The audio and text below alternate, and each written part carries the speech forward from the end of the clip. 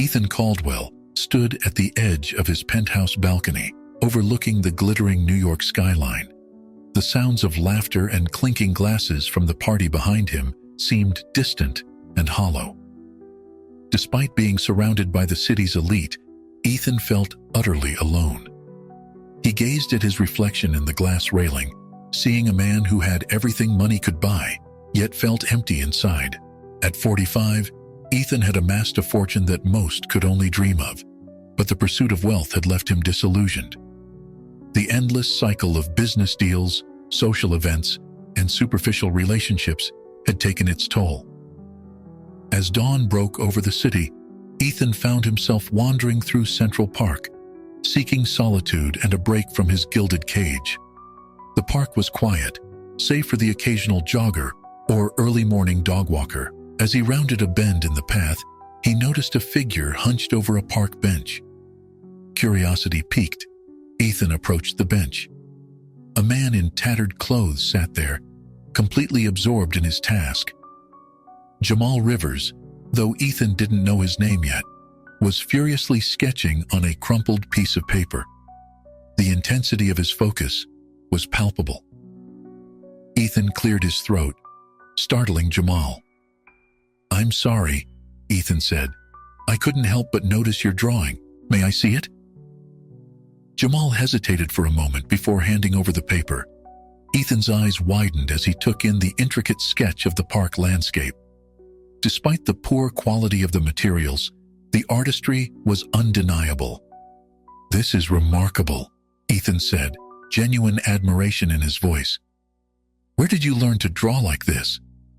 Jamal's face lit up at the compliment. "I've been drawing since I was a kid," he replied. "It's always been my escape, you know. No matter how tough things got, I could always lose myself in art." Intrigued, Ethan sat down next to Jamal.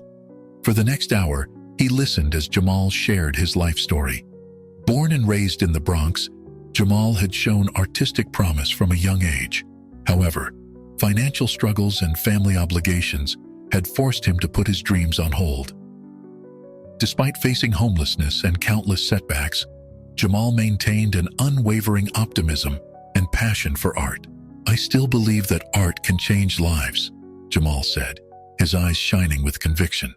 "If I could, I'd open a school to teach kids from my neighborhood.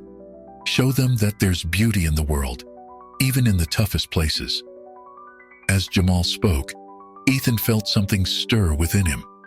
For the first time in years, he was moved by someone's passion and resilience. The contrast between Jamal's circumstances and his own struck him profoundly. Without fully understanding why, Ethan reached into his pocket and pulled out a small velvet box. Inside was a rare pink diamond worth millions. He had purchased it on a whim, another meaningless acquisition in a life full of excess. "Jamal," Ethan said, his voice thick with emotion, "I want you to have this." He opened the box, revealing the sparkling gem. Jamal's eyes widened in disbelief. I can't accept that," he stammered. "Please," Ethan insisted. "You have a vision, a purpose. Use this to make it a reality. Open that school you talked about." Jamal's hands trembled as he took the box. "I don't know what to say," he whispered. "Say you'll do it," Ethan replied. "Show the world what you're capable of." As Ethan walked away from the bench, he felt a weight lift from his shoulders. For the first time in years, he felt a sense of purpose. Little did he know that this encounter would be the beginning of a journey that would change not only Jamal's life, but his own as well.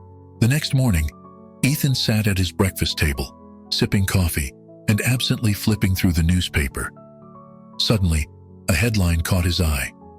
"Homeless man opens art school in the Bronx with mystery diamond." His heart raced as he began to read. The article detailed how Jamal Rivers, a formerly homeless artist, had used a rare pink diamond to secure funding for a new art school in one of the Bronx's most underprivileged neighborhoods. The school, aptly named Light of Hope, had opened its doors just days after Jamal had received the diamond from an anonymous benefactor. Ethan's eyes widened as he read about the immediate impact the school was having on the community. Local children, many of whom had never held a paintbrush before, were flocking to the converted warehouse space. The article quoted several students and parents, all of whom spoke of the school as a beacon of hope in an area often overlooked by the city. Intrigued and somewhat surprised by the rapid developments, Ethan decided to see the school for himself. He dressed in casual clothes, hoping to blend in, and made his way to the Bronx address listed in the article. As Ethan approached the converted warehouse, he was struck by the vibrant mural adorning its exterior. The once drab building now exploded with color, depicting scenes of urban life intertwined with fantastical elements. Children's laughter drifted through the open windows. Hesitantly, Ethan pushed open the door and stepped inside. The interior was a hive of activity. Children of various ages were scattered around the large open space, some painting at easels, others molding clay, and a group in the corner was working on a large collaborative sculpture. Amidst the creative chaos, Ethan spotted Jamal. He was kneeling beside a young girl, gently guiding her hand as she applied paint to a canvas. The joy on both their faces was palpable. Jamal looked up and his eyes widened in recognition. He quickly made his way over to Ethan, enveloping him in a warm embrace. "You came," Jamal said, his voice thick with emotion. "I can't believe you're here." Ethan, somewhat taken aback by the warmth of the welcome, managed a smile. "I wanted to see what you've accomplished," he said. "It's incredible." Jamal beamed with pride as he gave Ethan a tour of the school. He introduced him to students and volunteer teachers, each with their own story of how the school had already impacted their lives. Ethan was struck by the energy and passion that seemed to radiate from every corner of the building. As they walked, Jamal explained his vision for the school. "It's not just about teaching art techniques," he said. "It's about giving these kids a voice, a way to express themselves and their experiences. For many of them, this is the first time anyone has told them their perspective matters." Ethan found himself deeply moved by Jamal's words and the tangible results of his generosity. The diamond, which had meant little to him, had sparked a transformation in this community. As the tour concluded, a group of students approached Jamal, eager to show him their latest creations. Ethan watched as Jamal engaged with each child, offering encouragement and genuine interest in their work. In that moment, something shifted within Ethan. The emptiness he had felt for so long began to fill with a sense of purpose. He realized that his wealth and influence could be used for something greater than personal gain. "Jamal," Ethan said as the children dispersed, "I'd like to help, not just with money but with my time. Do you think I could be of use here?" Jamal's face lit up. "Are you kidding? We could use all the help we can get. There's so much more we want to do. Art shows, community outreach, maybe even expand to other neighborhoods." As they began to discuss possibilities, Ethan felt a spark of excitement he hadn't experienced in years. He was no longer just a passive observer, but an active participant in something meaningful. That evening, as Ethan left the school, he looked back at the vibrant building standing out against the backdrop of the Bronx. He realized that in trying to change Jamal's life, he had inadvertently changed his own. This was just the beginning of a journey that would challenge everything he thought he knew about success, wealth, and the power of art to transform lives. As weeks turned into months, the Light of Hope Art School continued to thrive under Jamal's passionate leadership. However, the rapid growth and success of the school brought with it a new set of challenges that Jamal was ill-equipped to handle. One rainy afternoon, Ethan arrived at the school to find Jamal hunched over a desk, surrounded by a sea of paperwork. The usual sparkle in Jamal's eyes was replaced by a look of frustration and worry. "What's going on, Jamal?" Ethan asked, concern evident in his voice. Jamal looked up, his face etched with stress. "It's everything," he sighed. "Bills, permits, grant applications. I never realized running a school would involve so much bureaucracy. Ethan picked up a few of the papers, quickly scanning their contents. He saw overdue utility bills, rejected grant applications, and notices from the city about building code violations. "We're barely keeping our heads above water," Jamal continued. "The initial funds from the diamond are running low, and I have no idea how to secure more funding. I'm an artist, not a businessman. I'm afraid I'm letting everyone down." Ethan felt a pang of guilt. In his enthusiasm to help, he had overlooked the practical challenges Jamal would face in running a non-profit organization. He realized that simply providing the initial funding wasn't enough. Jamal needed ongoing support and guidance.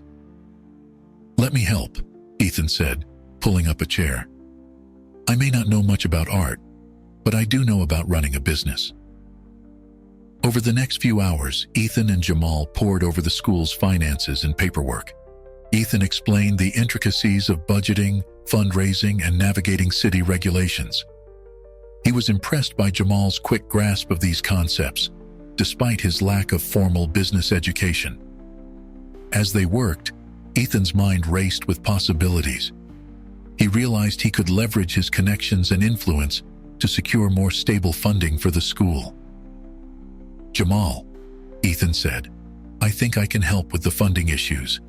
I know people, philanthropists, art collectors, corporate sponsors. We can organize a fundraising event, showcase the students' work. It could be a game changer for the school." Jamal's eyes lit up at the idea, but Ethan could see a flicker of uncertainty cross his face. "That sounds amazing, but—" Jamal hesitated. "I don't want to lose sight of what this school is about. It's not just about making money or impressing rich people. It's about giving these kids a chance to express themselves, to see a future beyond their circumstances." Ethan nodded, understanding Jamal's concern. "We'll make sure the event stays true to the school's mission. The students will be the stars. We're not changing the school, Jamal. We're just ensuring it can continue to change lives." Over the next few weeks, Ethan threw himself into organizing the fundraising event. He called in favors, negotiated with vendors, and personally reached out to potential donors. As he worked alongside Jamal, Ethan found himself questioning his own beliefs about money and success. He had always equated wealth with personal achievement, but seeing the impact of Jamal's work made him realize that true success lay in using one's resources to uplift others. The joy on the students' faces as they created art was worth more than any luxury item Ethan had ever purchased. The night of the fundraiser arrived, and the school was transformed. Student artwork adorned the walls, and the young artists themselves mingled with the city's elite, proudly explaining their creations. Ethan watched as Jamal, dressed in a borrowed suit, confidently addressed the crowd, sharing his vision for the school and the community. As the evening progressed, pledges of support poured in. Corporate sponsorships were secured, and several attendees offered to volunteer their time and expertise to the school. By the end of the night, the school's financial future looked brighter than ever. Later, as they sat amidst the remnants of the event, Ethan turned to Jamal. "You did it," he said. "You've secured the school's future." Jamal shook his head. "We did it," he corrected. "I couldn't have done this without you, Ethan. You've become more than just a benefactor. You're a true friend and partner in this mission." Ethan felt a warmth spread through his chest at Jamal's words. He realized that in helping Jamal overcome these challenges, he had found something he'd been missing, a sense of purpose and genuine connection. As they continued to talk into the night, planning for the school's future, Ethan knew that his journey of self-discovery was far from over. But for the first time in years, he was excited about what lay ahead. The success of the fundraiser brought a new energy to the Light of Hope Art School. With financial stability secured, Jamal and Ethan could focus on expanding the school's programs and reach. However, an unexpected arrival was about to add a new dynamic to their partnership. One crisp autumn morning, As Ethan was helping a group of students set up for a still life class, the school's door swung open. A young woman with vibrant blue hair and paint-splattered jeans strode in, her eyes taking in every detail of the space. "Sarah?" Jamal's voice rang out in surprise. He quickly crossed the room, enveloping the newcomer in a warm embrace. Ethan watched curiously as Jamal and the woman chatted animatedly. Their familiarity was evident, and Ethan couldn't help but feel a twinge of something he couldn't quite identify. Perhaps curiosity, perhaps something more. Jamal finally turned, gesturing for Ethan to join them. "Ethan, I want you to meet Sarah. She was one of my first students, years ago, before all this." He waved his hand, encompassing the school. Sarah extended her hand, her grip firm and assured. "So you're the famous Ethan," she said with a smile. "Jamal's told me all about you and what you've done for this place." Ethan felt an unexpected warmth at her words. "It's been a joint effort," he replied modestly. "Jamal's the real visionary here." Over coffee in Jamal's small office, Sarah shared her story. After learning from Jamal as a teenager, she had pursued art with a passion, facing years of struggle and rejection. Now, at 28, she was finally gaining recognition in the New York art scene. "But I never forgot where I came from," Sarah said, her eyes shining with emotion. "When I heard about what Jamal was doing here, I knew I had to come back and help." Jamal beamed with pride. "Sarah's got skills we could really use," he told Ethan. "She's been working with some cutting-edge digital art techniques, stuff our kids would love." Over the next few weeks, Sarah became a fixture at the school. She introduced classes on digital art and animation, captivating the students with her energy and expertise. Ethan found himself spending more time at the school, ostensibly to observe the new programs, but increasingly drawn to conversations with Sarah. One evening, as they were cleaning up after a particularly messy sculpting class, Ethan and Sarah found themselves alone. "You know," Sarah said, wiping clay from her hands, "I never expected to find someone like you here." Ethan raised an eyebrow. "Someone like me?" Sarah laughed. "Yeah, you know. Rich guy, big shot. I thought you'd be all about the bottom line, but you really care about these kids." Ethan felt a mix of emotions at her words: pride, embarrassment, and a hint of something else. "I'm not the same person I was when I first met Jamal," he admitted. "This place, these people, they've changed me." Sarah's gaze softened. "I can see that," she said quietly. It's really admirable." As they talked, Ethan found himself opening up about his past, his feelings of emptiness despite his wealth, and his growing sense of purpose since becoming involved with the school. Sarah listened intently, sharing her own struggles and aspirations. The conversation flowed easily, touching on art, philosophy, and their hopes for the future. Ethan was struck by Sarah's passion and intelligence, finding in her a kindred spirit he hadn't realized he'd been missing. As the night wore on, Ethan became acutely aware of a growing attraction to Sarah. Her creativity, her dedication to the students, and her genuine warmth were deeply appealing. Yet, he also felt a nagging sense of guilt. Was he overstepping some unspoken boundary? Unbeknownst to them, Jamal had returned to the school to pick up some forgotten paperwork. He paused in the doorway, observing Ethan and Sarah's animated conversation. A flicker of emotion crossed his face, concern perhaps, or something deeper. As Jamal watched his two friends, he couldn't help but feel a sense of unease. He was thrilled to have Sarah back and grateful for Ethan's continued support, but seeing them together stirred complicated emotions. Was he worried about the school, or was there something more personal at stake? Jamal cleared his throat, making his presence known. Ethan and Sarah jumped slightly, both looking a bit flustered.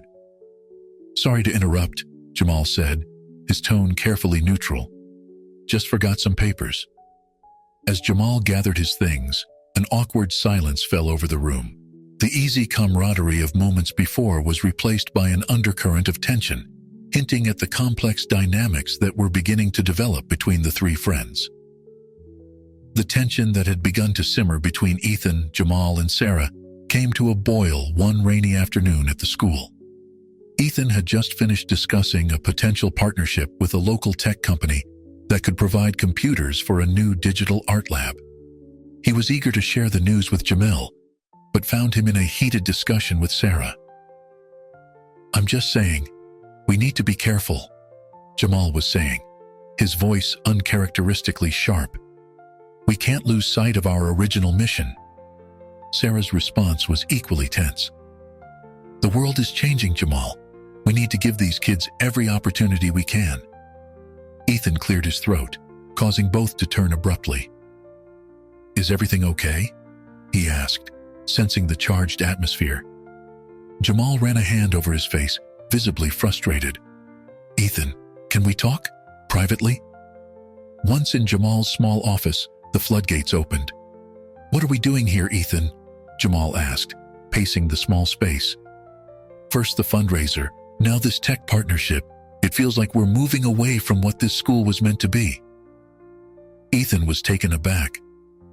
"I thought we were expanding our resources, giving the kids more opportunities." "But at what cost?" Jamal countered. "We're becoming exactly what I never wanted, another institution more focused on prestige than on the kids themselves." The accusation stung Ethan. "That's not fair, Jamal. Everything I've done has been to support your vision." "Has it?" Jamal's voice was quiet but intense. "Or has it been about assuaging your own guilt, making yourself feel better about your wealth?" The words hung in the air between them. Ethan felt a surge of anger, followed quickly by doubt. Was Jamal right? Had he lost sight of the school's true purpose in his eagerness to help? "And what about Sarah?" Jamal continued, unable to stop now that he'd started. "I've seen how you two are together. Is she just another project for you?" Ethan recoiled as if slapped. "That's out of line, Jamal. Sarah is her own person, and my relationship with her, whatever it might be, has nothing to do with the school." The two men stared at each other. Years of friendship and shared purpose suddenly strained by mistrust and misunderstanding. Finally, Ethan spoke, his voice controlled. "I think I need some time away to reflect on my role here and my motivations." Jamal nodded stiffly, not meeting Ethan's eyes. Maybe that's for the best. As Ethan left the school, the rain matching his mood, he felt a deep sense of loss.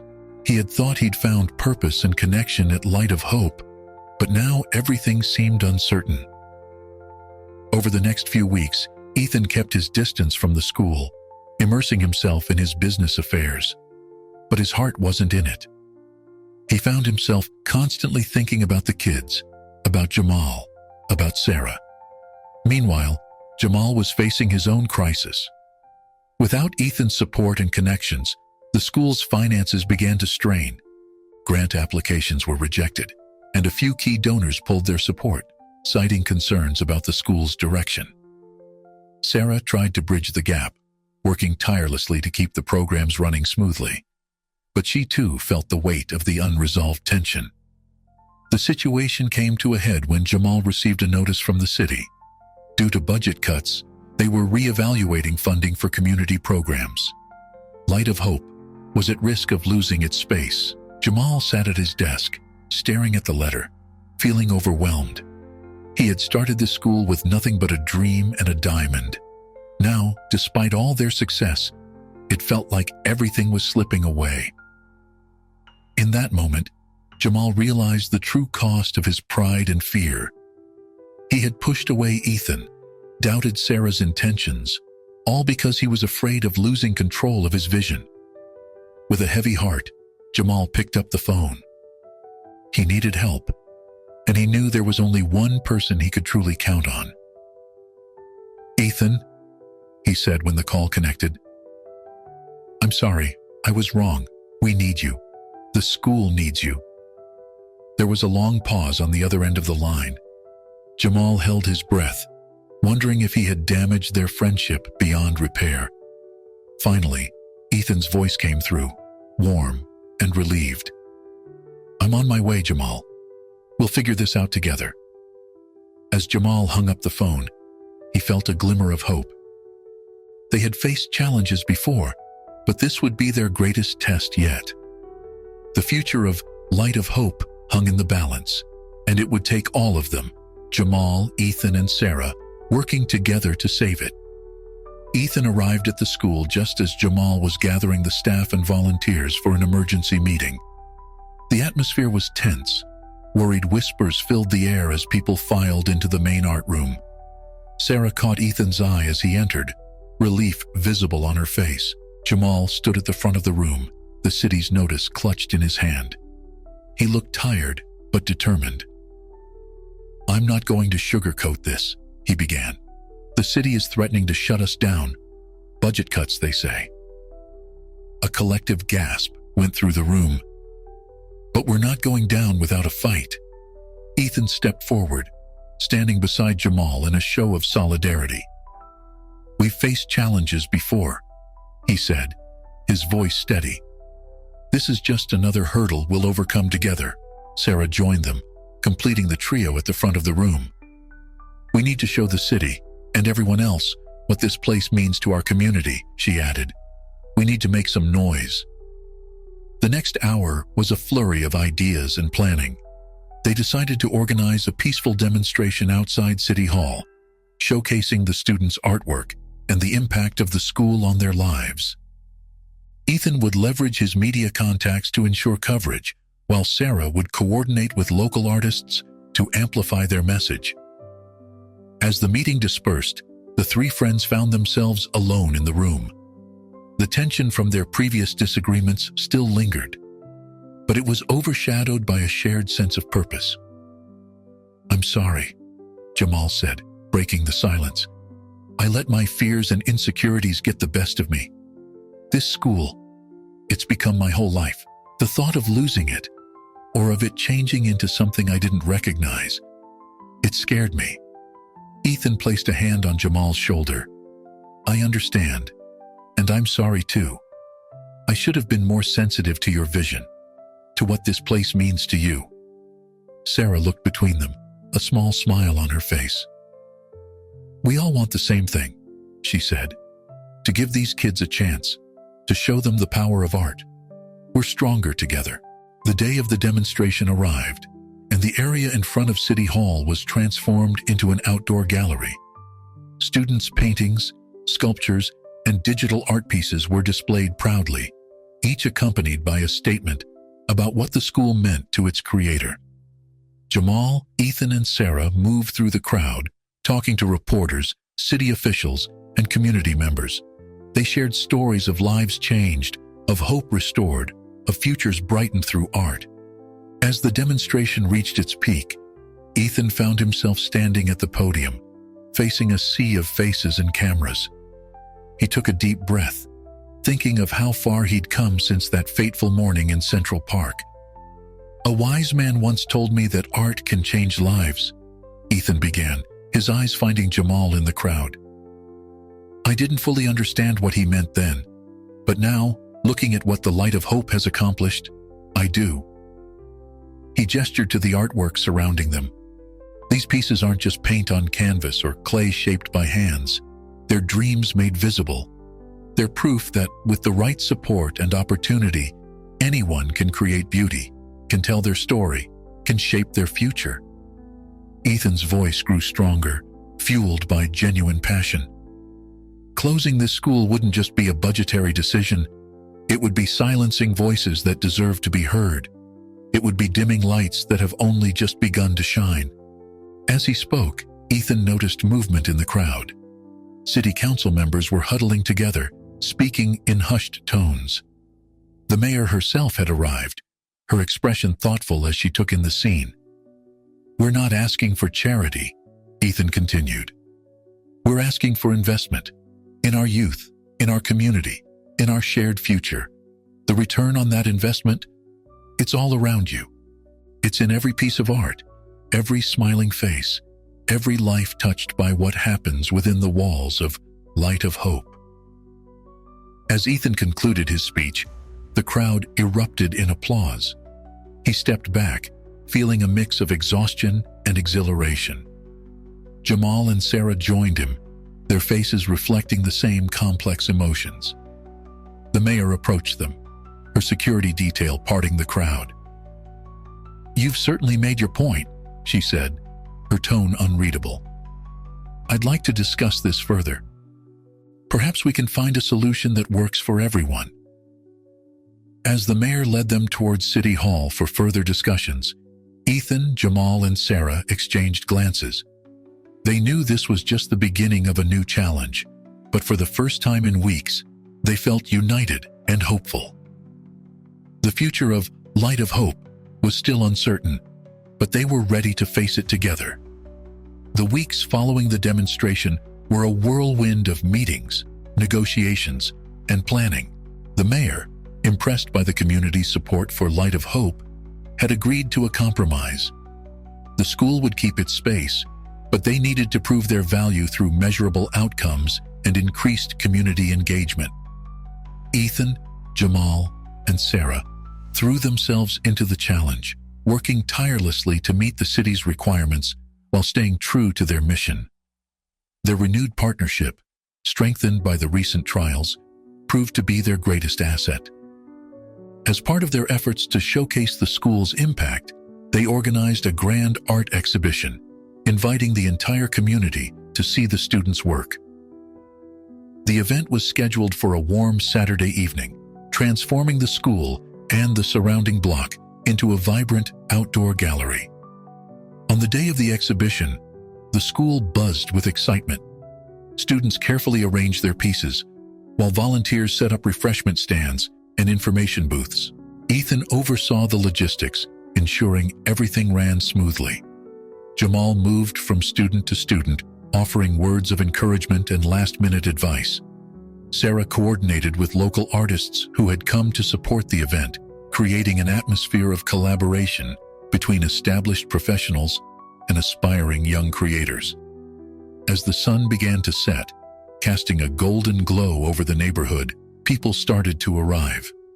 Families, art enthusiasts, city officials, and curious locals all mingled, admiring the diverse array of artwork on display. Midway through the evening, Ethan found himself standing before a particularly striking painting. It depicted a phoenix rising from the ashes of a dilapidated building, its wings forming the shape of a heart around a group of children. "That's one of mine," a voice said beside him. Ethan turned to see a young girl, no more than 14, looking at the painting with a mix of pride and nervousness. "It's extraordinary," Ethan said, genuinely impressed. "What inspired you?" The girl's eyes lit up. "This school," she said. "Before I came here, I felt lost, like I didn't have a voice. But Mr. Rivers and Ms. Sarah, they showed me that I could express myself through art. That painting? It's about how this place gave me hope." Ethan felt a lump form in his throat. This was why they had fought so hard, why they continued to push forward, despite the challenges. As the girl moved on to speak with other attendees, Ethan made his way to the small stage they had set up. It was time for his speech. Looking out over the crowd, Ethan saw faces filled with joy, curiosity, and pride. He saw Jamal, beaming as he chatted with a group of students and their parents. He saw Sarah, her blue hair a beacon in the crowd, enthusiastically explaining a digital art installation to some city council members. Ethan cleared his throat and began to speak. "A few months ago, I stood before a different crowd, fighting for the survival of this school. Today, I stand before you not to fight, but to celebrate." He gestured to the artwork surrounding them. "What you see here is more than just paintings, sculptures, or digital creations. It's the manifestation of dreams, the product of hard work, and the proof that when we invest in our youth and our community, amazing things happen." Ethan went on to share stories of the students' achievements, both artistic and academic. He talked about how the school had become a hub for the community, offering not just art classes, but a safe space for creativity and growth. "But we're not done," Ethan continued, his voice filled with determination. "This is just the beginning. With your continued support, we plan to expand our programs, reach more students, and continue to prove that art is not a luxury, but a vital part of a thriving community." As Ethan concluded his speech, the crowd erupted in applause. He stepped down from the stage, immediately enveloped in a hug from Jamal. "We did it, man," Jamal said, his voice thick with emotion. "We really did it." Sarah joined them, her eyes shining. "I have news," she said excitedly. "Two of our students just got accepted into the summer program at the New York Academy of Art. Full scholarships." The three friends stood together, basking in the moment of triumph. They had faced doubt, conflict, and near defeat, but had come through stronger than ever. As the exhibition continued around them, Ethan, Jamal, and Sarah began to discuss their plans for the future. They talked about new programs they wanted to implement, ways to reach even more students, and how to continue building bridges with the community. The light of hope had not only survived, but was shining brighter than ever. And for Ethan, Jamal, and Sarah, this was just the beginning of a new chapter in their shared journey. The success of the exhibition marked a turning point for Light of Hope. With renewed community support and the city's backing, the school entered a period of growth and stability. Ethan, Jamal, and Sarah fell into a comfortable rhythm, each leveraging their unique strengths to push the school forward. However, their newfound equilibrium was about to be tested. On a crisp autumn morning, Sarah burst into Jamal's office, her face a mix of excitement and apprehension. "I've been offered a position," she blurted out, her words tumbling over each other. "In Los Angeles. It's a chance to curate a major exhibition focusing on emerging urban artists." Jamal's face fell, though he quickly tried to mask his disappointment. That's incredible, Sarah. When would you need to leave?" "That's the thing," Sarah said, sinking into a chair. "The exhibition is in 3 months. They want me there as soon as possible to start preparations." The news spread quickly. Ethan, upon hearing it from Jamal, felt a complex swirl of emotions: pride in Sarah's accomplishment, sadness at the prospect of her leaving, and a gnawing worry about how her departure would affect the school and himself. Over the next few days, an undercurrent of tension ran through the school. Students who had grown close to Sarah were upset at the thought of losing their mentor. Jamal threw himself into his work, staying late into the night, as if trying to prove the school could function without her. Ethan found himself torn. On one hand, he was genuinely happy for Sarah. This was a massive opportunity for her career, a chance to make a name for herself in the broader art world. On the other hand, the thought of her leaving created a hollow feeling in his chest that he couldn't quite explain. One evening, as the school was emptying out, Ethan found Sarah in the digital art lab, staring blankly at a computer screen. "Hey," he said softly, not wanting to startle her. "You okay?" Sarah turned, her eyes meeting his. "I don't know," she admitted. "This is everything I've ever wanted, career-wise. But the thought of leaving, it's harder than I expected." Ethan nodded, understanding all too well. "The school has become a family," he said. "Leaving family is never easy." They fell into a comfortable silence, both lost in thought. Finally, Sarah spoke again. "What do you think I should do, Ethan?" The question caught him off guard. Part of him wanted to beg her to stay, to tell her how much she meant to the school, to him. But he knew that wouldn't be fair. "I think," he said slowly, choosing his words carefully, "that you need to follow your heart. You've given so much to this place, Sarah. Maybe it's time to see what else you can achieve." Sarah's eyes welled up with tears. But what about the kids? What about Jamal? What about... She trailed off, but her gaze, locked on Ethan's, spoke volumes. Ethan felt his heart race. The unspoken connection between them, which had been simmering for months, suddenly felt very real and very fragile. "We'll manage," he said, his voice rough with emotion. "The school is strong, and as for us, well, Los Angeles isn't that far, is it?" Sarah let out a watery laugh. "It feels like a world away right now." As they continued to talk, weighing the pros and cons of Sarah's opportunity, neither noticed Jamal standing in the doorway. He watched his two friends, saw the intimacy in their conversation, and felt a pang of something he couldn't quite name. Was it jealousy? Fear of being left behind? Or simply the sadness of knowing things were about to change dramatically? Jamal cleared his throat, making his presence known. Ethan and Sarah jumped slightly, a guilty look flashing across their faces. "Sorry to interrupt," Jamal said, his tone carefully neutral. "I just wanted to let you know I've called a staff meeting for tomorrow morning. I think we need to discuss how to handle this situation." As Jamal turned to leave, the atmosphere in the room grew heavy. The delicate balance they had achieved over the past months suddenly felt precarious. Sarah's opportunity had brought to the surface not just logistical challenges for the school, but also the complex emotions and unspoken feelings that had been simmering among the three friends. The next day's meeting loomed before them, promising to be a turning point not just for Sarah's career, but for the future of Light of Hope and the relationships that had become its foundation. The staff meeting the next morning was tense.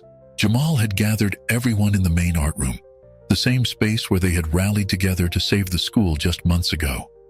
Now it felt like they were facing another crisis, albeit a more personal one.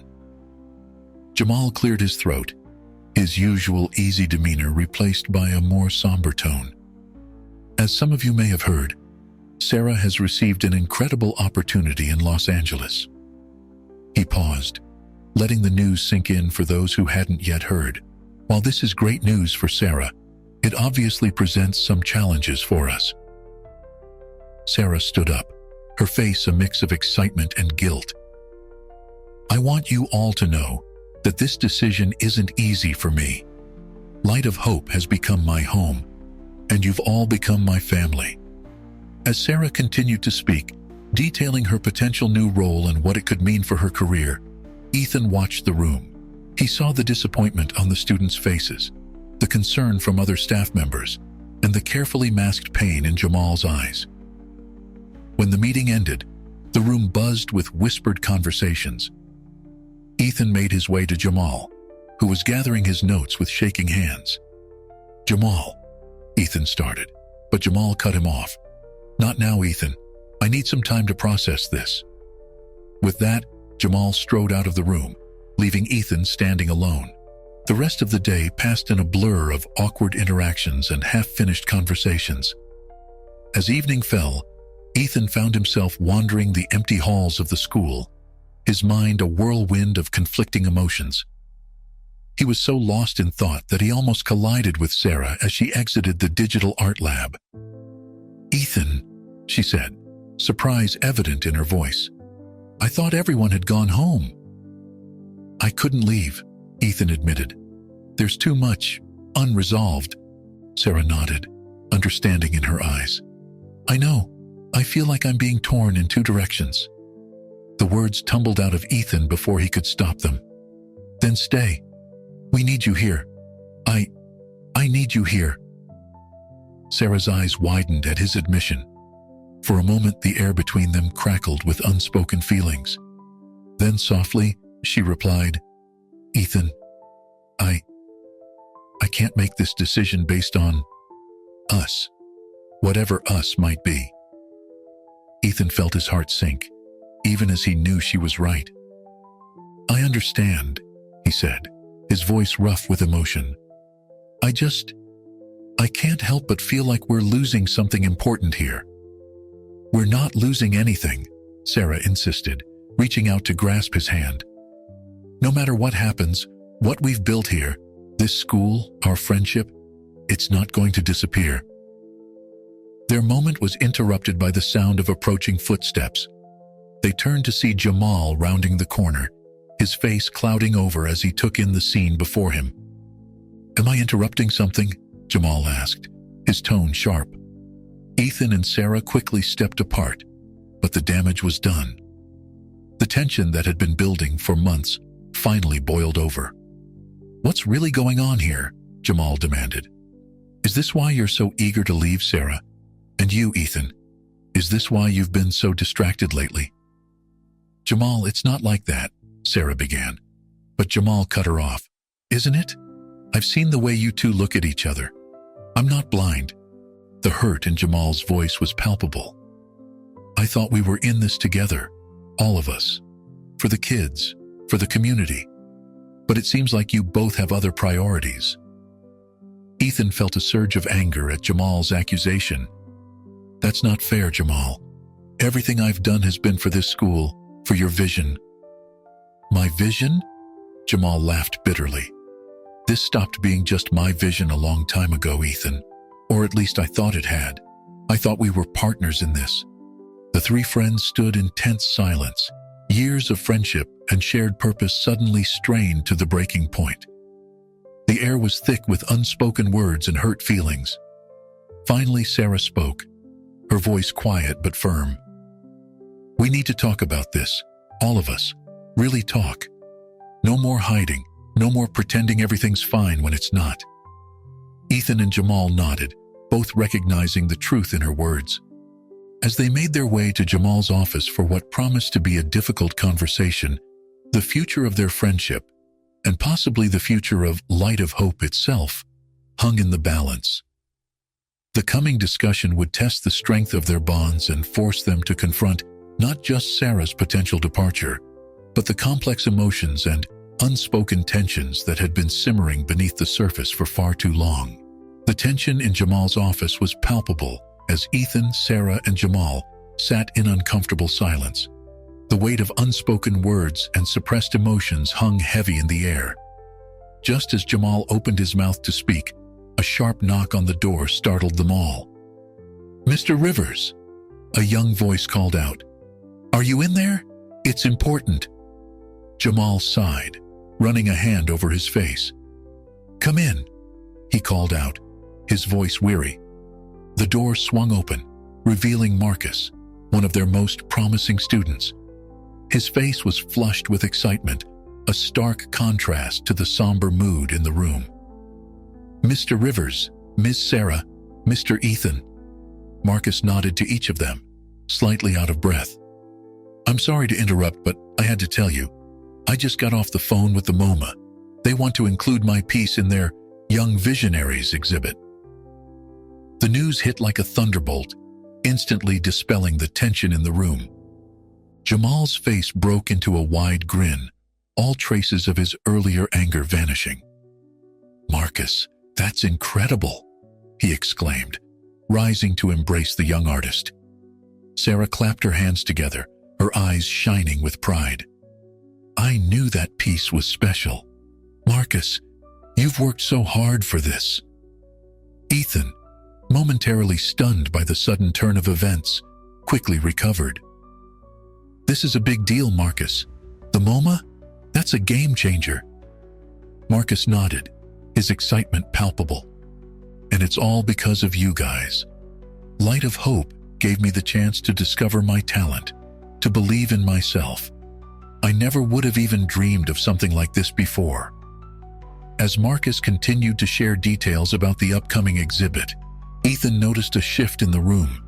The earlier tension had dissipated, replaced by a shared sense of pride and accomplishment. He caught Jamal's eye, seeing his own emotions reflected there. Joy for Marcus, certainly, but also a renewed appreciation for what they had built together. After Marcus left, promising to bring in the official invitation letter the next day, the three friends found themselves looking at each other with new perspective. Jamal was the first to break the silence. "I owe you both an apology," he said, his voice soft but sincere. "I let my fears and insecurities cloud my judgment. What we've built here, it's bigger than any one of us. Marcus just reminded me of that." Sarah nodded, tears glistening in her eyes. "I'm sorry too. I've been so caught up in this opportunity, I forgot to appreciate what we have right here. The impact we're making, the lives we're changing. It's incredible." Ethan felt a lump form in his throat. "We've all made mistakes," he admitted. "But look at what we've accomplished together. Marcus is just one example. There are dozens of kids out there whose lives have been transformed because of Light of Hope." The three friends sat in silence for a moment, letting the weight of their shared accomplishments sink in. The school they had built together was more than just a place to learn art. It was a beacon of hope, a catalyst for change in the community. Sarah was the first to speak again. I think I need to turn down the Los Angeles offer," she said slowly, a small smile playing on her lips. "My place is here with Light of Hope, with both of you." Jamal reached out, grasping Sarah's hand. "Are you sure? We don't want you to regret giving up this opportunity." Sarah shook her head. "I won't. What we're doing here, it's too important. Besides," she added, her gaze flickering to Ethan, "there are some things here I'm not ready to leave behind." Ethan felt a warmth spread through his chest at her words. He knew they would need to address their feelings for each other eventually, but for now, it was enough to know she was staying. Jamal looked between them, a knowing smile on his face. "Well, if we're all staying, then I think it's time we start planning for the future. Light of Hope is just getting started." As they began to discuss their plans, expanding their programs, reaching out to more schools, perhaps even opening satellite locations in other underserved neighborhoods, Ethan felt a sense of purpose and belonging, stronger than any he'd ever experienced. The challenges they had faced, both personal and professional, had only served to strengthen their bond and reaffirm their commitment to their shared vision. Together they had created something truly special, a place where art could transform lives, where hope could flourish in the most unexpected places. As the night wore on and their plans grew more ambitious, Ethan, Jamal, and Sarah knew that whatever challenges lay ahead, they would face them together. The light of hope would continue to shine, brighter than ever, illuminating a path forward for countless young artists yet to come. On a bitterly cold winter morning in New York City, Jack sat on the edge of a bustling sidewalk in Times Square. The icy wind cut through his threadbare coat, but he barely noticed it anymore. His eyes scanned the crowd rushing by, a sea of faces lost in their own worlds. To them, he was invisible, just another fixture of the urban landscape, easily overlooked and forgotten. Jack hadn't always been homeless. He remembered a time when he too had hurried through these streets, focused on deadlines and meetings. But a series of unfortunate events, a layoff, a messy divorce, and a struggle with depression, had led him here. Now, at 52, he found himself wondering how life had taken such a sharp turn. Despite his circumstances, Jack clung to a stubborn sense of hope. He believed that kindness, no matter how small, could make a difference. This belief was what kept him going, even on the darkest days. As the morning rush reached its peak, a well-dressed man in his early 40s caught Jack's attention. The man's expensive suit and polished shoes stood in stark contrast to the despair etched on his face. Jack recognized that look. It was the same one he'd seen in the mirror countless times. The man, Ethan, was so lost in his thoughts that he didn't notice the paper cup Jack had accidentally dropped. He stumbled, nearly losing his balance. Their eyes met briefly, and in that moment, Jack saw a reflection of his own pain and loneliness. Without hesitation, Jack reached into his pocket and pulled out his last dollar. It was all he had left, meant for a cup of coffee to warm his hands. But something told him that this stranger needed it more than he did. "Hey, buddy," Jack called out, his voice rough from disuse. "Looks like you could use this more than me." Ethan stopped, confusion replacing the sadness in his eyes. He stared at the outstretched hand holding the crumpled bill, then back at Jack's weathered face. I can't take your money," Ethan stammered, clearly taken aback by the gesture. Jack smiled, the wrinkles around his eyes deepening. "Sure you can. We all need a little kindness sometimes, don't we?" Hesitantly, Ethan accepted the dollar. As their hands touched, something shifted in the air between them. It was as if, for a brief moment, the barriers of social status and circumstance crumbled away, leaving two human beings connected by a simple act of generosity. Ethan opened his mouth to speak, but words failed him. Instead, he nodded, his eyes brimming with unshed tears. As he walked away, clutching the dollar bill, Jack saw his shoulders straighten just a little. Jack leaned back against the cold concrete wall, feeling a warmth spread through his chest despite the biting cold. He might not have much, but he still had the power to make a difference, even if it was just for a moment. And sometimes, he thought, a moment was all it took to change a life. Little did Jack know that this small act of kindness would set in motion a chain of events that would not only change his life, but touch countless others. As he watched Ethan disappear into the crowd, he had no idea that their paths would soon cross again, in ways neither of them could have imagined. The next day, Ethan returned to the same spot in Times Square, his eyes scanning the bustling crowd. He was determined to find Jack, the homeless man whose unexpected kindness had shaken him to his core. After nearly an hour of searching, Ethan spotted a familiar figure huddled on a nearby bench. Jack sat wrapped in layers of tattered blankets, his weathered face partially hidden beneath a worn beanie. He looked smaller somehow, more vulnerable than Ethan remembered. As Ethan approached, Jack glanced up, recognition flickering in his eyes. "Hey there," Ethan said, his voice uncertain. "I was hoping I'd find you here. I'm Ethan. You gave me $1 yesterday, remember?" Jack nodded slowly, a hint of wariness in his expression. "Yeah, I remember. You okay?"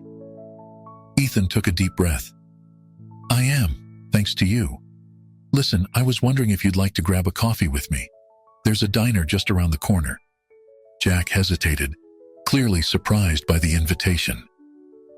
After a moment, he nodded and slowly stood up, gathering his few possessions. At the diner, they sat in a quiet booth, steam rising from their coffee cups. The contrast between them was stark, Ethan in his tailored suit, Jack in his layers of weathered clothing. Yet, as they began to talk, those differences seemed to fade away. Ethan spoke first, his words tumbling out in a rush. He told Jack about his life, how he'd climbed the corporate ladder, accumulating wealth and status, only to find himself feeling empty and unfulfilled. The $1 Jack had given him, Ethan explained, had been a wake-up call. "I've been thinking a lot about what really matters," Ethan said, his fingers tapping nervously on the table. "And I've realized I want to do something meaningful, something that actually helps people." Jack listened intently, nodding occasionally. When Ethan finished, Jack shared his own story of lost opportunities, broken relationships, and the harsh realities of life on the streets. But he also spoke of the sense of community he'd found among other homeless individuals, and the small acts of kindness that kept hope alive. As they talked, an idea began to form in Ethan's mind. "What if," he said, leaning forward, "we created a startup focused on helping people in difficult situations? Something that combines my business experience with your first-hand knowledge of what people really need." Jack's eyebrows rose in surprise. "A startup? With me? I don't know the first thing about business." Ethan shook his head, his excitement growing. "But you know about survival, about community. You understand what it's like to struggle and what kind of help actually makes a difference. That's invaluable. Jack sat back, considering the proposal. It seemed far-fetched, almost impossible.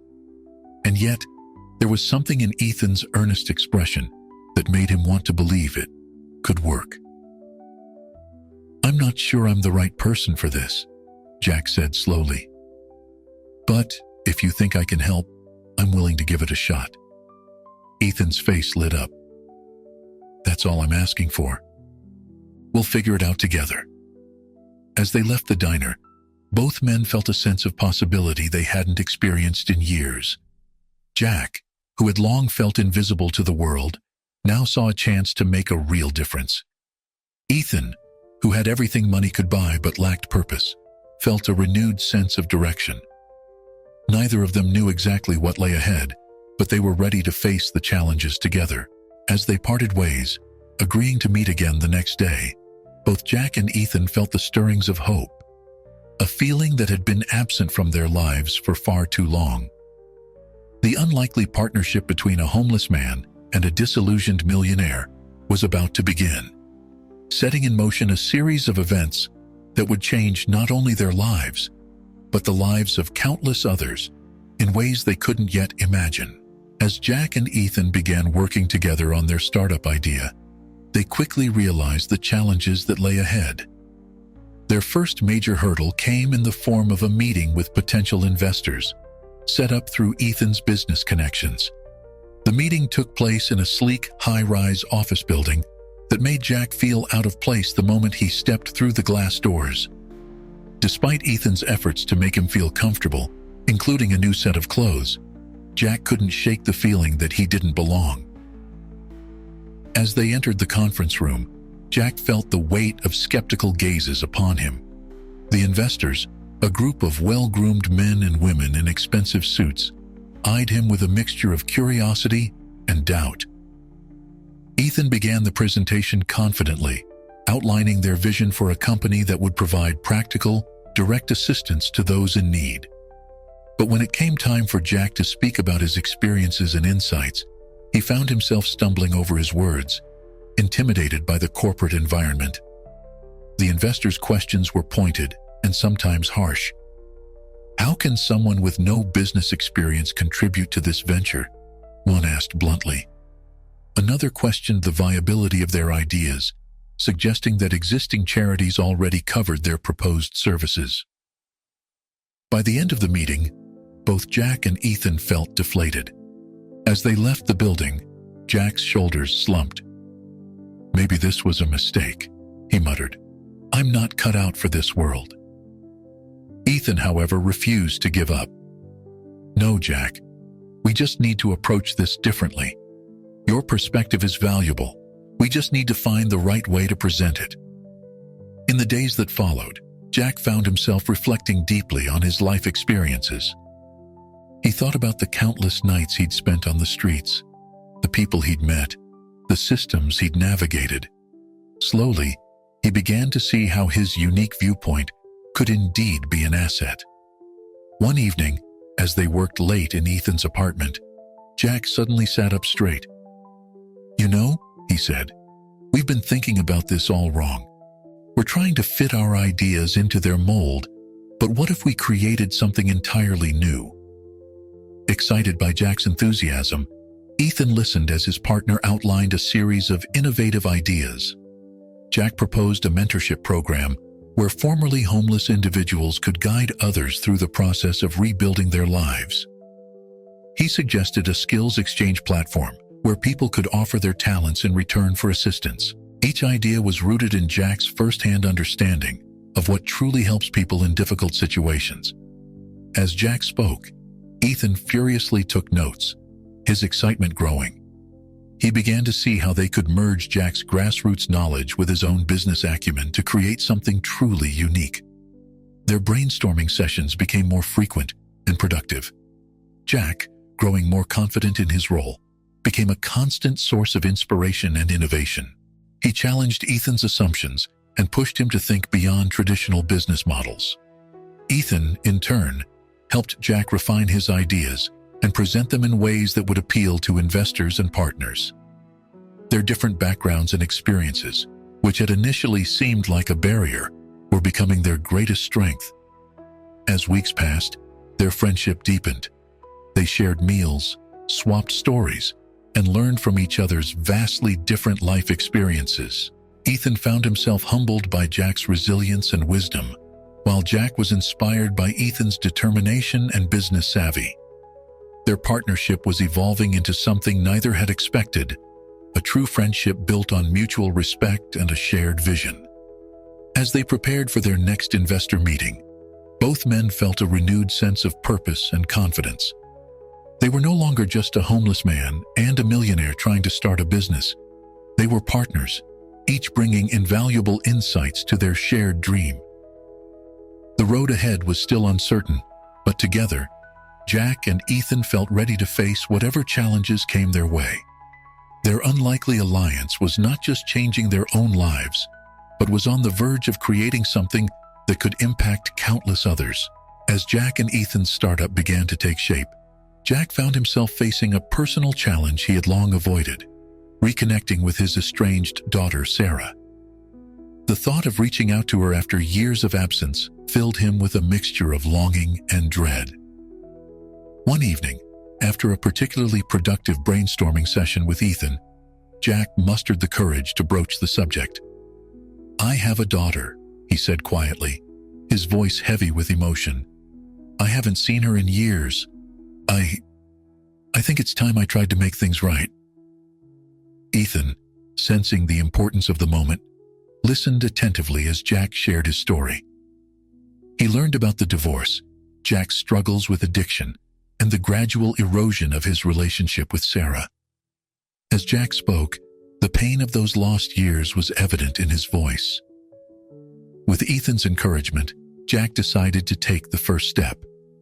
He managed to find Sarah's contact information through social media.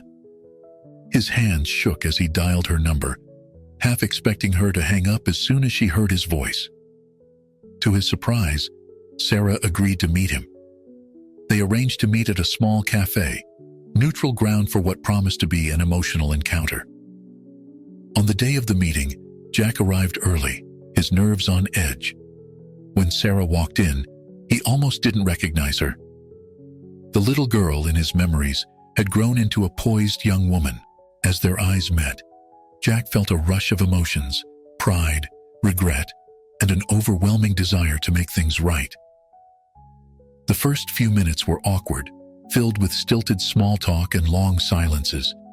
But as they began to talk more openly, the tension slowly eased. Sarah, it turned out, had been following Jack's story through local news coverage of the startup. "I saw you on TV," she said, her voice a mix of emotions. "You looked different, happier." Jack nodded, fighting back tears. "I am different. I'm trying to be anyway.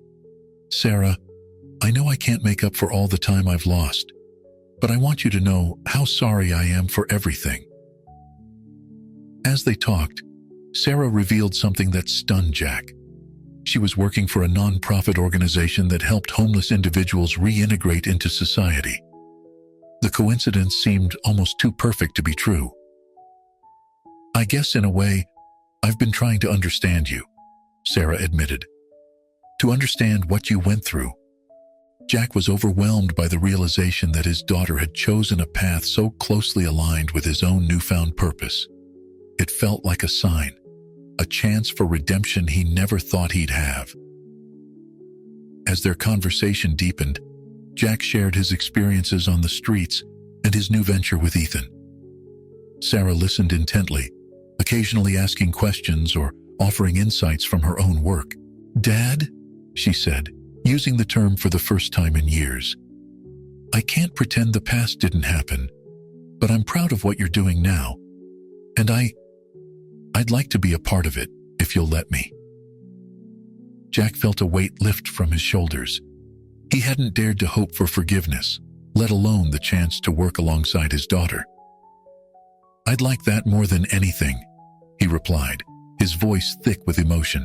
As they parted ways, promising to meet again soon, Jack felt a renewed sense of purpose. He had not only begun to mend his relationship with Sarah, but had also gained a valuable ally in their mission to help others. On his way back to meet Ethan, Jack's mind raced with new ideas inspired by his conversation with Sarah. He realized that their startup could benefit greatly from Sarah's professional experience and fresh perspective. The reunion with Sarah had done more than heal old wounds. It had opened up new possibilities for their project and for Jack's future. As he walked, Jack felt a profound sense of gratitude. The path to redemption was long, but for the first time in years, he felt truly hopeful about the journey ahead. As Jack and Ethan's startup began to gain traction, they faced increasing pressure from investors to show concrete results. The initial excitement surrounding their innovative ideas had begun to wane, replaced by a demand for tangible outcomes and measurable impact. During a particularly tense meeting with their primary investors, Ethan found himself on the defensive. "We understand your concerns," he said, trying to maintain his composure. "But what we're trying to do here isn't just about numbers. It's about changing lives." The lead investor, a stern-faced woman named Barbara, leaned forward. "That's admirable, Ethan, but sentiment doesn't pay the bills. We need to see real progress, and soon." As they left the meeting, Ethan's frustration was palpable. Jack, who had been quiet throughout the exchange, suddenly spoke up. "I think I have an idea," he said, his eyes bright with excitement. Over the next few days, Jack spent hours observing the local community, talking to people on the streets, and reflecting on his own experiences. He noticed how disconnected many of the support services were, and how difficult it was for people to navigate the system. One evening, as they worked late in their small office, Jack presented his idea to Ethan. "What if we organize a community event?" he suggested. "Not just another fundraiser, but something that brings together all the local services, volunteers, and people who need help. We could create a sort of one-stop shop for support." Ethan listened intently, his initial skepticism giving way to interest. "Go on," he urged. Jack outlined his vision, a day-long event in a local park, with booths for various services, workshops on job skills and financial literacy, free health screenings, and a communal meal. "It's not just about providing services," Jack explained. "It's about building connections, showing people they're not alone." Ethan saw the potential immediately. Such an event could not only help people directly, but also showcase their startup's innovative approach to investors and the media. However, he also saw the challenges. "This is a big undertaking, Jack. Are you sure we can pull it off?" Jack's determination was unwavering. "I know we can. I've lived this, Ethan. I know what people need, and I know there are plenty of folks out there who want to help. We just need to bring them together." Convinced by Jack's passion, Ethan agreed to move forward with the plan. They dove into the logistics, reaching out to local businesses, nonprofits, and government agencies. Jack's connections from his time on the streets proved invaluable, opening doors that might have otherwise remained closed. As word of the event spread, they encountered both enthusiasm and skepticism. Some local officials were hesitant, concerned about drawing too much attention to the area's homelessness problem. Others, particularly grassroots organizations, were eager to participate. The weeks leading up to the event were a whirlwind of activity. Jack and Ethan worked tirelessly, often late into the night, coordinating volunteers, securing permits, and arranging donations. Their different skills complemented each other perfectly. Ethan handling the business side, while Jack focused on community outreach. As the day of the event approached, tensions ran high. There were last-minute cancellations to deal with, unexpected regulations to navigate, and a constant fear that turnout might be low. The night before, as they finished setting up in the park, Ethan voiced his concerns. "What if this doesn't work, Jack? What if no one shows up?" Jack placed a reassuring hand on Ethan's shoulder. "They'll come," he said with quiet confidence. Because for the first time, we're offering what they really need. Not just services, but a community. As they looked out over the empty park, soon to be filled with booths, stages, and hopefully people, both men felt a mix of anxiety and excitement. This event was more than just a test of their business model. It was a chance to make a real difference in people's lives. With everything in place, all they could do now was wait for morning to come and hope that their vision would become a reality.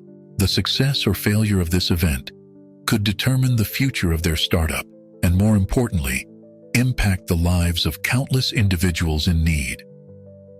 The day of the event dawned bright and clear, a stroke of luck that Jack and Ethan took as a good omen. They arrived at the park early, hearts racing with anticipation and nerves. As volunteers began to trickle in, setting up booths and hanging banners, the empty space slowly transformed into a bustling hub of activity. At first, attendance was slow. Jack and Ethan exchanged worried glances as they saw only a handful of people wandering between the booths. But as the morning progressed, word spread and more people began to arrive. By midday, the park was filled with a diverse crowd: homeless individuals, families struggling to make ends meet, social workers, volunteers, and curious community members. The atmosphere was unlike anything either Jack or Ethan had experienced before. There was an energy in the air, a sense of community and shared purpose that was almost palpable. At one booth, a formerly homeless woman was teaching a group how to navigate the complex world of social services. At another, local chefs were giving cooking demonstrations using affordable, nutritious ingredients. As the event hit its stride, Jack found himself approached by a local news crew. Initially hesitant, he agreed to an interview at Ethan's encouragement. Standing in front of the camera, Jack spoke from the heart about his experiences on the street and the importance of community support. "It's not just about giving people a handout," Jack said, his voice steady and passionate.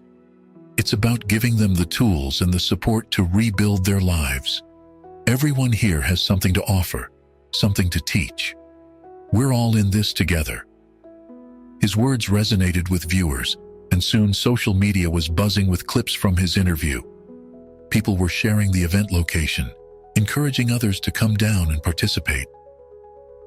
As the day wore on, Jack and Ethan were approached by countless individuals, each with a story to share or a word of thanks. A young mother tearfully explained how the free health screening had caught her son's undiagnosed condition. A middle-aged man proudly showed off the resume he'd created at one of the workshops, hope shining in his eyes for the first time in years. The event culminated in a community dinner with long tables set up in the center of the park. As the sun began to set, hundreds of people from all walks of life sat down together, sharing a meal and conversation. The barriers that usually divided them, social status, economic situation, background, seemed to dissolve in the warm glow of shared humanity. As Jack and Ethan stood to the side, watching the scene before them, they were approached by a well-dressed woman they didn't recognize. She introduced herself as Rebecca Chen, a representative from a major philanthropic foundation. "I've been watching your work with great interest," Rebecca said, her eyes bright with excitement. "What you've accomplished here today is remarkable. We'd like to discuss the possibility of a significant investment in your startup." Jack and Ethan exchanged stunned looks. This was beyond anything they had hoped for. As they began to discuss details with Rebecca, they realized that their dream of making a large-scale impact was suddenly within reach. As the event wound down and the last of the attendees departed, Jack and Ethan found themselves sitting on a park bench, exhausted but exhilarated. The park around them, now quiet and strewn with the remnants of the day's activities, bore witness to the transformative power of their idea. "We did it, Jack," Ethan said softly, still somewhat in disbelief. Jack nodded, a smile playing on his lips. "We did. But this is just the beginning." As they sat there, plans already forming for their next steps, both men knew that their lives had irrevocably changed. What had started as a chance encounter and a single act of kindness had grown into something neither of them could have imagined. They had not only created a successful event, but had laid the foundation for a movement that had the potential to change countless lives. The road ahead would undoubtedly be challenging, but with their newfound support and the momentum from the day's success, Jack and Ethan felt ready to face whatever came their way. They had proven that their unlikely partnership could create real, meaningful change, and they were more determined than ever to continue their work. In the weeks following the successful community event, Jack and Ethan's startup experienced a whirlwind of activity. The injection of capital from Rebecca Chen's foundation allowed them to expand their operations rapidly. They moved into a proper office space, hired a small team, and began implementing programs based on the successful elements of their community event. Jack, once invisible on the streets, now found himself thrust into the public eye. He became the face of their organization, appearing in interviews, speaking at conferences, and meeting with community leaders. His authenticity and first-hand experience resonated with people, lending credibility to their mission. One morning, as Jack prepared for a television interview, he caught his reflection in the mirror. The man staring back at him was almost unrecognizable from the person he'd been just months ago. Clean-shaven, well-dressed, with a spark of purpose in his eyes, Jack looked every bit the successful entrepreneur. Yet, as he straightened his tie, a wave of unease washed over him. Later that day, Jack confided in Ethan about his feelings. They were working late in their new office, the city lights twinkling outside their window. "Ethan," Jack began hesitantly, "I'm worried. Everything's moving so fast, and sometimes I feel like I'm losing touch with who I am, with where I came from." Ethan put down the report he was reading, giving Jack his full attention. "What do you mean?" Jack sighed, struggling to articulate his thoughts. "It's just, I'm living this new life now. Nice clothes, fancy meetings, my face on TV. But the people we're trying to help, they're still out there, struggling. I'm afraid of becoming so caught up in this world that I forget what it's really like on the streets." Ethan nodded slowly, understanding dawning on his face. "You're afraid of losing your perspective, the very thing that makes our work unique." "Exactly," Jack said, relieved that Ethan understood. "And it's not just that. I worry about letting the success go to my head. What if I become one of those people who thinks they have all the answers, who forgets what it's like to have nothing?" Ethan was quiet for a moment, considering Jack's words. Then he stood up and walked to the window, gesturing for Jack to join him. They looked out over the city, the streets below, still busy with life even at this late hour. "Jack," Ethan said softly, "the fact that you're worried about this shows that you haven't lost touch. You're still the same person who gave his last dollar to a stranger. That compassion, that understanding, it's who you are, not just where you've been." Jack nodded, but still looked uncertain. Ethan continued, "But I understand your concern. It's easy to get caught up in success, to start believing your own hype. So let's make a pact, right here and now. We'll keep each other grounded. We'll never forget why we started this, and we'll always make time to connect with the people we're trying to help." Relieved by Ethan's understanding and support, Jack felt some of his anxiety ease. They spent the next hour brainstorming ways to stay connected to their mission: regular volunteer days, mentorship programs, and an open-door policy for anyone seeking help. As they wrapped up their conversation, Jack felt a renewed sense of purpose. He realized that his journey from the streets to success wasn't just about personal redemption. It was a bridge between two worlds, a way to bring understanding and real change to a complex problem. The next day, energized by their late-night discussion, Jack suggested a new initiative to the team. He proposed a series of informal street talks, where he would regularly spend time in areas he once frequented, talking with people still living on the streets, understanding their current challenges, and bringing those insights back to inform their work. As Jack and Ethan continued to navigate the challenges of their growing organization, they remained committed to their core mission and to each other. Their partnership, built on mutual respect and a shared vision, continued to be the driving force behind their success. The road ahead was still uncertain, filled with both opportunities and potential pitfalls.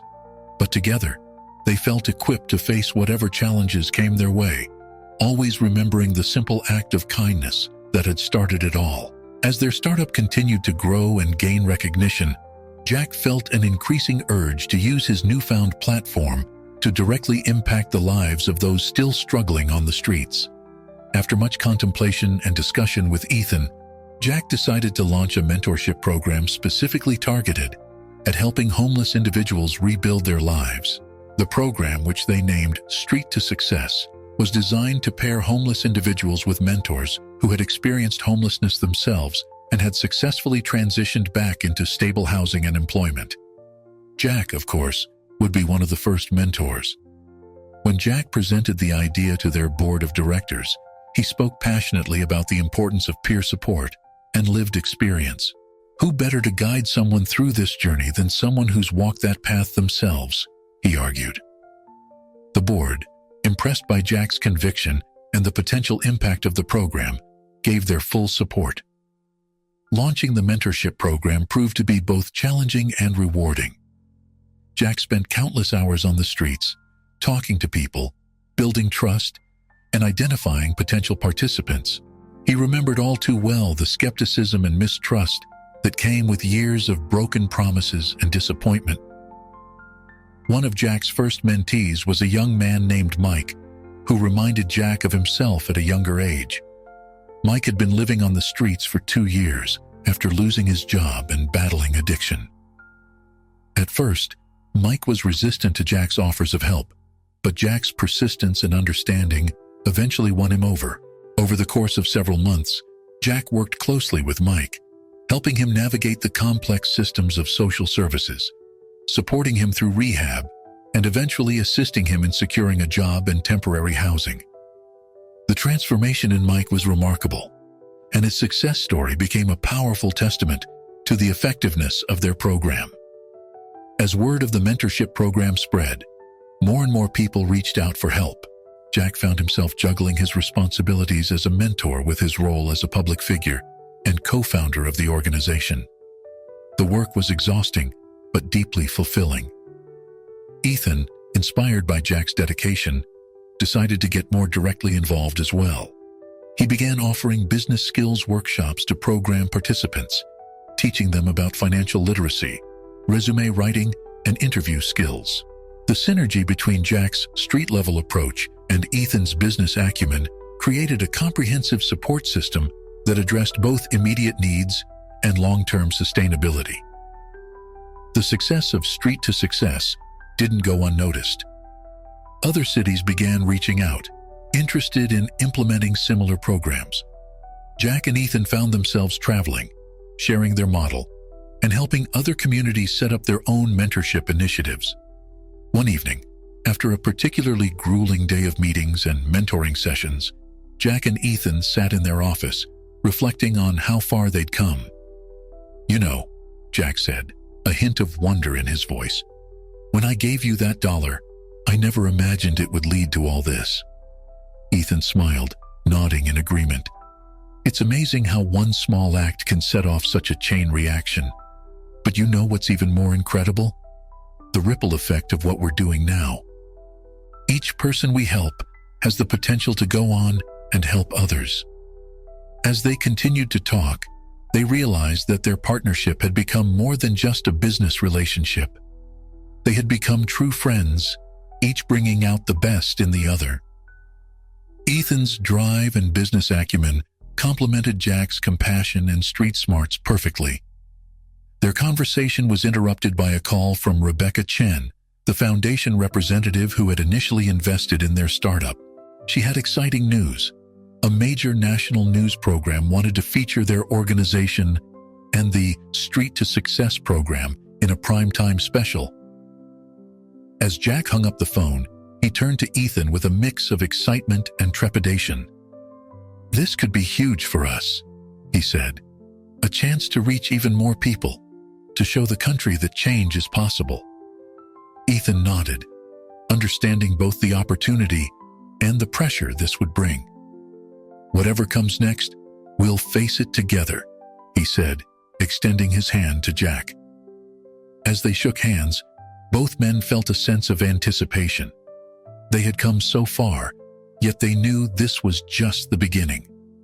Their journey from an unexpected act of kindness to a nationwide movement was proof that compassion, combined with action, could truly change the world. Months passed, and the day of the much-anticipated fundraising gala finally arrived. It was a pivotal moment for Jack and Ethan's organization, with influential donors, media personalities, and community leaders all in attendance. The event was being held in an opulent hotel ballroom, a setting that still made Jack feel slightly out of place, despite his recent experiences in the spotlight. As Jack adjusted his tie in front of a mirror in the hotel's restroom, he caught sight of his reflection. The face looking back at him was a far cry from the man who had once slept on park benches. Yet, as he straightened his posture and took a deep breath, he felt the weight of responsibility on his shoulders. Tonight, he would be giving the keynote speech, sharing his story and the mission of their organization with hundreds of potential supporters. Ethan found Jack just before the speech was due to start. "You ready for this?" he asked, giving Jack's shoulder a supportive squeeze. Jack nodded, a mix of nervousness and determination in his eyes. "As ready as I'll ever be. Let's do this." As Jack took the stage, the room fell silent. The bright lights momentarily blinded him, but as his eyes adjusted, he saw the sea of faces before him, all waiting to hear what he had to say. "Good evening," Jack began, his voice steady despite his nerves. "My name is Jack, and just over a year ago, I was homeless on the streets of this very city." He paused, letting the weight of those words sink in. Then, he launched into his story. The circumstances that led to his homelessness, the daily struggles he faced, and the unexpected encounter with Ethan that changed everything. As Jack spoke, he could feel the energy in the room shift. People who had been casually chatting or checking their phones were now fully engaged, hanging on his every word. He spoke of the successes they'd had, the lives they'd changed through their programs. But he also spoke of the challenges that remained, the thousands of people still struggling on the streets. Towards the end of his speech, Jack's voice grew softer, more reflective. "But there's something I need to confess," he said, his words causing a ripple of curiosity through the audience. "As we've grown, as we've achieved success, I've sometimes felt myself becoming distant from where I started. I've worried about losing touch with the very people we're trying to help." He paused, his eyes scanning the room. "And that's why I want to tell you about my friend Tom. Tom and I used to share a spot under the 4th Street Bridge. He was always looking out for others, even when he had nothing himself. Last week, I went back to visit that spot, hoping to find Tom and tell him about our organization, to offer him help. But Tom wasn't there. I learned from others that he had passed away during the winter, alone and forgotten." A hushed silence fell over the room. Jack continued, his voice thick with emotion. "Tom's story reminds all of us, why we're here tonight. It's not about galas or donations or recognition. It's about people like Tom, who deserve a chance at a better life. It's about creating a world where no one has to die alone on the streets." As Jack concluded his speech, the room erupted in applause. Many in the audience were visibly moved, some wiping away tears. Jack stepped down from the podium, feeling both drained and invigorated.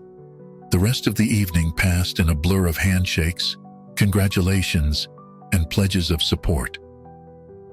As the last guests were leaving, Ethan found Jack sitting alone in a quiet corner of the ballroom.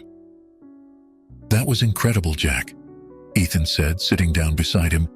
"You really moved people tonight." Jack nodded, a small smile on his face. "I just spoke the truth. And you know what? Talking about Tom, remembering where I came from, it grounded me, reminded me why we're doing all this." As they sat there, both lost in thought, they were approached by a distinguished-looking man. He introduced himself as William Hartley, a prominent philanthropist. "Gentlemen," Hartley said, his voice filled with admiration, "what you've accomplished is truly remarkable. I believe your organization has the potential to create lasting change on a national scale.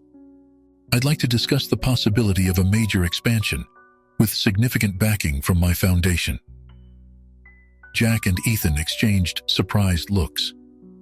This could be the opportunity they'd been working towards, a chance to extend their reach and help even more people. As they began to discuss the details with Hartley, both Jack and Ethan felt a renewed sense of purpose. They had come so far, yet they knew that their journey was far from over. With this new opportunity on the horizon, they were ready to take their mission to the next level, always remembering the people like Tom who inspired their work. The gala marked not just a successful fundraising event, but a turning point in their organization's history. As they looked to the future, Jack and Ethan were more committed than ever to their shared vision of a world where everyone had the opportunity to thrive.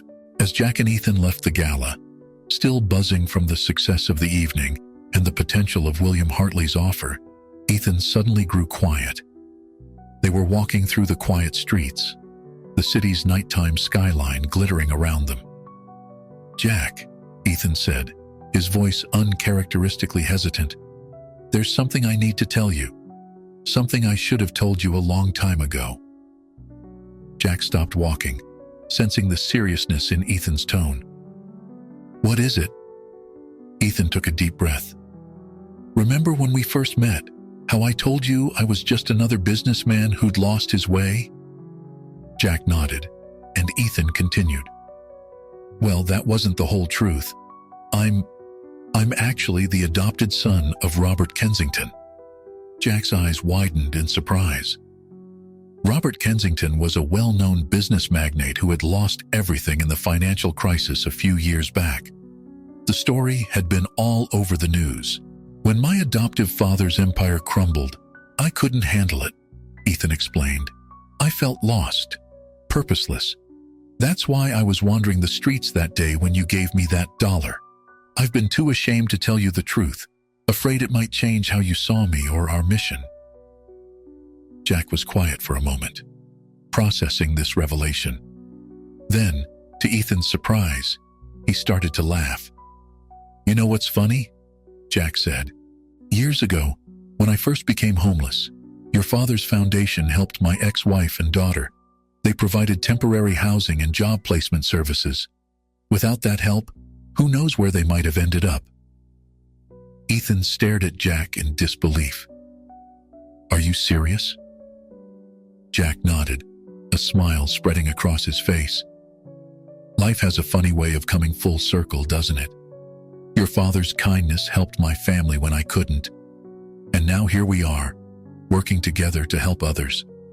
The two men stood there for a moment, marveling at the complex web of connections that had brought them to this point. Then Jack's expression grew serious. "Ethan, this doesn't change anything between us. We've built this together, from the ground up. Your background, your father, none of that matters. What matters is what we do now, how we use our experiences to help others." Ethan felt a weight lift off his shoulders. He had been carrying this secret for so long, afraid it might jeopardize everything they had built. But Jack's acceptance and the revelation of their intertwined past only strengthened their bond. As they resumed walking, a new idea began to form in Jack's mind. "You know," he said slowly, "your family's experience, losing everything, having to rebuild, that's a valuable perspective too. There are a lot of people out there who've fallen from comfortable lives into hardship. Your story could help them.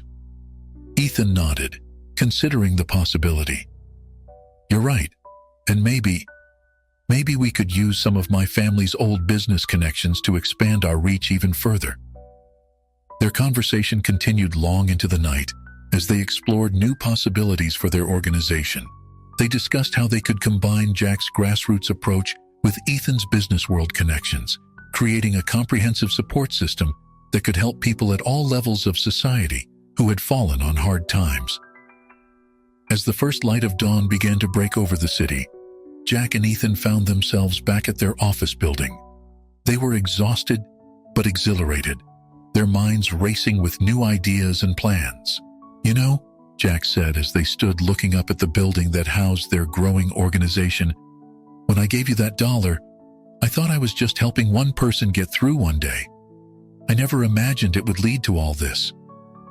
Ethan smiled, putting a hand on Jack's shoulder. That's the power of kindness, I guess. You never know how far it might reach. As they headed inside to start another day's work, both men felt a renewed sense of purpose. Their partnership, built on an unexpected act of kindness and strengthened by shared experiences and mutual respect, had already changed countless lives. And with the new opportunities on the horizon, they were poised to make an even bigger impact. The story of the homeless man and the millionaire's son, once strangers and now the closest of friends and partners, was more than just a tale of personal redemption. It was a testament to the power of compassion, the strength found in unlikely alliances, and the profound change that can occur when people from different walks of life come together for a common cause. As they stepped into their office, ready to face whatever challenges the new day might bring, Jack and Ethan knew that this was just the beginning of their journey. The road ahead would undoubtedly have its ups and downs, but together, they were ready to face anything, always remembering the simple act of kindness that had started it all.